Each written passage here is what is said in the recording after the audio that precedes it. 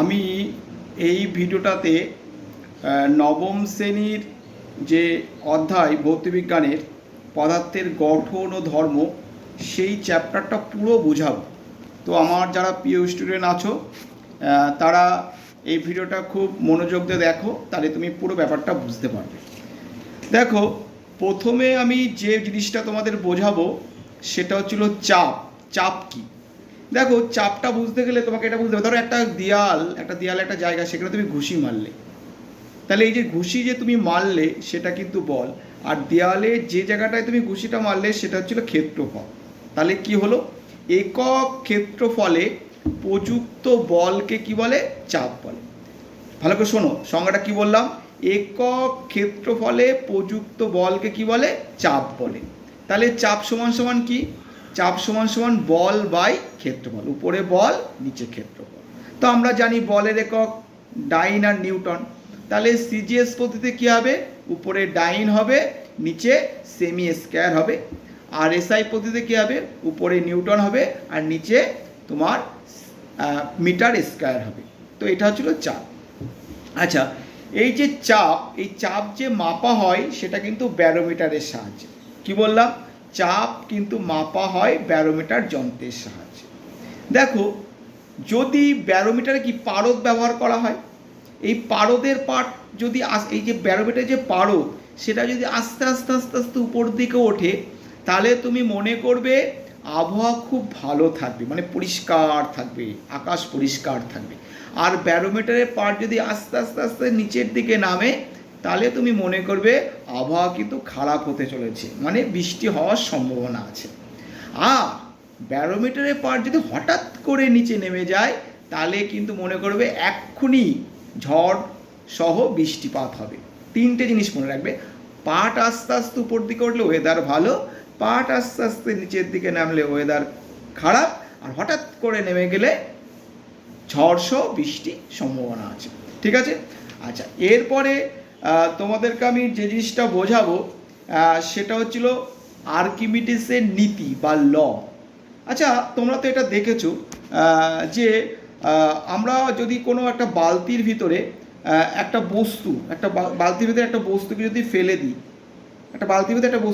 দিই, তাহলে দেখবে কিছুটা জল কিন্তু বাইরে বালতির থেকে পড়ে যায়। কেন ওটা হচ্ছে? অ্যাকচুয়ালি বালতির ভিতরে যখন কোনো বস্তু, জলে যখন কোনো বস্তু দেওয়া হয়, ওই বস্তু তার সমপরিমাণ জলটাকে বাইরে ফেলে দেয়, অপসারিত করে। তাহলে এটা যদি সংজ্ঞা করে বলা হয়, তাহলে আমরা কি বলবো?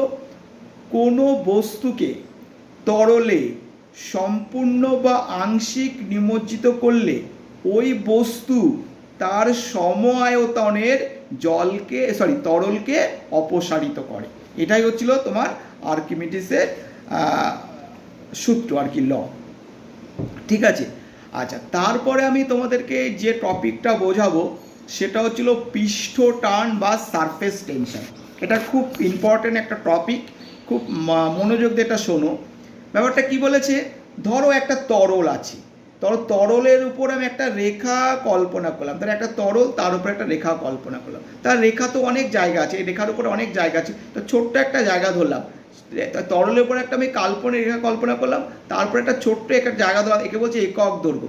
এই একক দৈর্ঘ্যের উপর যে বলটা প্রয়োগ হয়, লম্বভাবে যে বলটা প্রয়োগ হয়, তাকেই কিন্তু বলছে পৃষ্ঠ টান বা সারফেস টেনশন। তাহলে কি বললাম সংজ্ঞাটা একদম সুন্দর করে শোনো, যে কোনো তরলের উপর যদি একটা কাল্পনিক রেখা কল্পনা করা হয়, ওই রেখার প্রতি একক দৈর্ঘ্যে যে লম্বভাবে যে বল প্রযুক্ত হয়, তাকেই বলছে সারফেস টেনশন বা পৃষ্ঠ টান।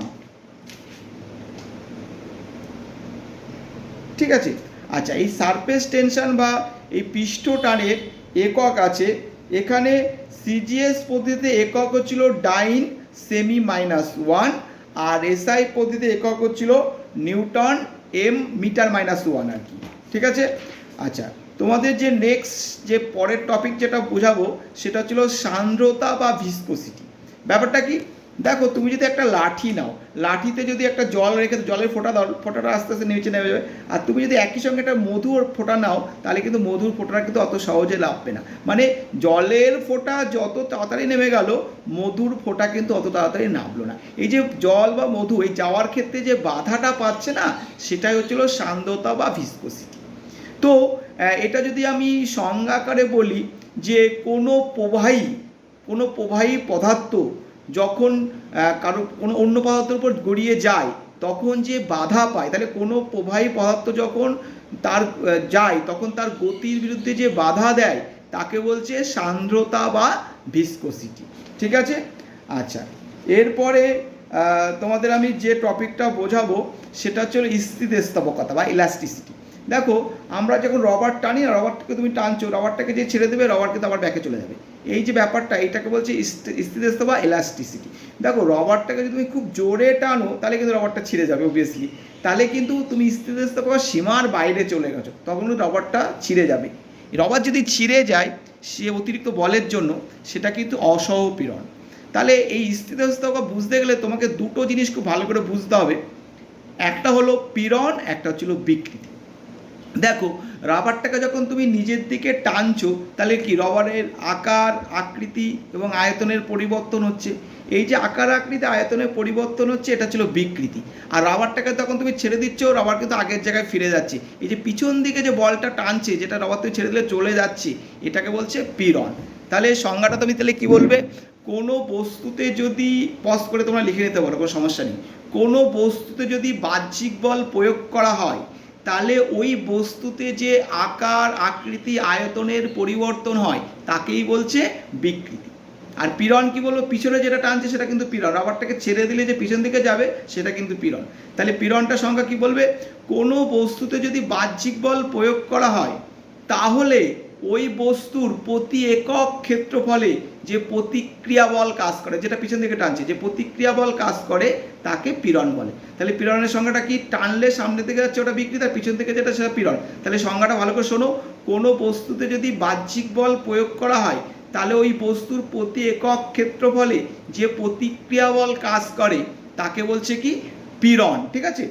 আচ্ছা, এই যে পীড়ন যেটা বললাম, এর একক আছে। সিজিএস পদ্ধতিতে একক হচ্ছিল ডাইন বাই সেমি স্কোয়ার, আর এসআই পদ্ধতিতে একক হচ্ছিল নিউটন বাই মিটার স্কোয়ার। আর এখানে দুটো জিনিস তোমাদেরকে জানতে হবে, একটা হচ্ছিল হুকের সূত্র, আর একটা হচ্ছিল ইয়ং গুণাঙ্ক। দুটো প্রায় সেম, একটু ডিফারেন্স। তো হুকের সূত্র কি বলেছে? হুকের সূত্র বলেছে স্থিতিস্থাপক সীমার মধ্যে পীড়ন আর বিকৃতির অনুপাতকে বলা হয় হুকের সূত্র। তার মানে কি? উপরে পীড়ন থাকবে, একটা দাগ দেবে, আর নিচে হবে কি? বিকৃতি। উপরে পীড়ন, নিচে বিকৃতি। তার আগে শুধু একটা জিনিস অ্যাড করে দেবে, স্থিতিস্থাপক সীমার মধ্যে। তাহলে স্থিতিস্থাপক সীমার মধ্যে পীড়ন আর বিকৃতির অনুপাতকে বলা হয় হুকের সূত্র। আর ইয়ং গুণাঙ্ক কি বলছে? একই সঙ্গে একটু ডিফারেন্স। স্থিতিস্থাপক সীমার মধ্যে অনুদৈর্ঘ্য পীড়ন এবং অনুদৈর্ঘ্য বিকৃতির অনুপাতকে বলা হয় ইয়ং গুণাঙ্ক। তো তোমাদের এই পুরো চ্যাপ্টারটা আমি বুঝিয়ে দিলাম ভালো করে। তোমরা এটা ভালো করে পড়বে, আর আমি যেটা বোঝালাম সেই ভিডিওটা বারবার দেখবে। কোনো জায়গায় সমস্যা হলে পজ করে দেখবে।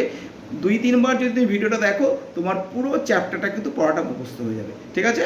তো আরেকটা জিনিস তোমাদের বলবো, তোমরা ওই চ্যানেলটাকে সাবস্ক্রাইব করে দেবে, কারণ এর পরও যে ভিডিওগুলো দেবো, তাহলে তোমার কাছে কিন্তু ওটা সাথে সাথে চলে যাবে। ঠিক আছে? তুমি জানতে পারো যে নতুন ভিডিও দিলাম। তো এই বলে ভিডিওটা শেষ করলাম। ঠিক আছে? Thank you.